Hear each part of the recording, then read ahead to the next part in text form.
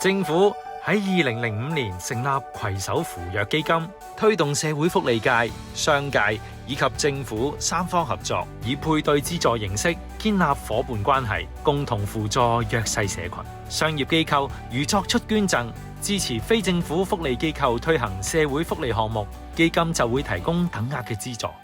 自2015年起，基金更加推展專款項目，透過社福界、商界、學校以及政府四方合作，為基層家庭嘅中小學生推行更加多課餘學習以及支援項目，協助佢哋全人發展。喺過去20年，政府已經注資共12億元，當中約8億元用作基金恆常部分，輔助弱勢社群，而其餘約4億元用作專款部分，加強對學生嘅支援。喺攜手扶弱基金諮詢委員會委員嘅積極參與同埋支持之下，基金資助嘅計劃全面支持唔同嘅弱勢社群，例如為長者、殘疾人士以及佢哋嘅照顧者建立社區支援網絡，為傷健人士提供訓練，協助佢哋自力更生。透過多元化活動，讓低收入家庭婦女同埋單親家庭發揮潛能，提升生活質素。協助少數族裔家庭同埋新來港人士融入社區，亦都培養作為社會未來棟樑嘅年輕人同埋兒童，讓佢哋信自己、愛他人，建立正確嘅價值觀。而專款部分亦都為嚟自弱勢家庭嘅學生提供支援，提升佢哋嘅全方位能力，增強自信同埋責任感。樂群社會服務處咧喺2008年開始咧就同攜手扶弱基金合作嘅，咁我哋喺合作以嚟咧都係推行咗多個唔同嘅服務啦。耆愛高照同行路係2024年開始提供服務嘅，我哋主要都係希望幫翻港島東嘅長者，為佢提供一啲緊急嘅膳食支援啦，同埋到戶送飯嘅服務。咁我哋當中咧都會有一啲班組服務啦，同埋會有義工嘅服務包含喺裡面嘅。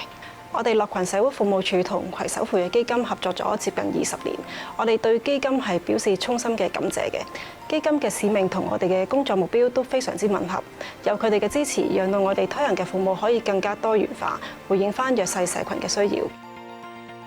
我由舊年開始參加互助同文呢個計劃嘅，佢俾到我嘅服務就係幫助小朋友做功課啦，係俾到我哋自己家長有個 me time 啦。我自己都有參加家長支援小組嘅計劃嘅，嗰1個2個鐘翻到嚟咧係好開心嘅。家長大家互相傾偈啊，令自己咧好似對呢個小朋友咧湊小朋友冇咁大，即係嗰個舒緩咗少少。如果有呢啲活動梗係好啦，一定會支持同埋參與嘅。除咗社福界嘅參與之外，各行各業商界伙伴嘅慷慨捐贈同樣非常重要。有商界嘅支持同埋社福界嘅推動，基金所支持嘅計劃先能夠改善弱勢社群嘅生活質素，提升佢哋嘅能力，以及發展佢哋嘅潛能。愛克森美孚香港由2020年開始贊助聖雅各福群會申請攜手扶弱基金，開展嘅活動包括智能創作家、創意發明家，為220多位本地基層嘅小學生舉辦咗 STEAM 嘅工作坊，了解到點樣用 STEAM 嘅知識去幫助長者同其他有需要嘅人。社會福利署嘅攜手扶弱基金為本地學童提供平等嘅學習機會，令到更加多基層學生接受到 STEAM 嘅教育，啟發佢哋嘅潛能，培育未來香港 STEAM 嘅人才。除咗捐贈贊助之外，唔少商界伙伴更加派出義工隊參與活動，身體力行，支持弱勢社群，推動社會和衷共濟。攜手扶弱基金會繼續努力，讓我哋攜手扶弱，建立一個包容關愛嘅社會，為每一位需要幫助嘅人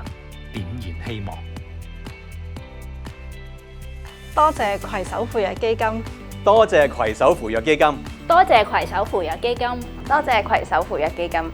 多謝攜手扶弱基金，多謝攜手扶弱基金。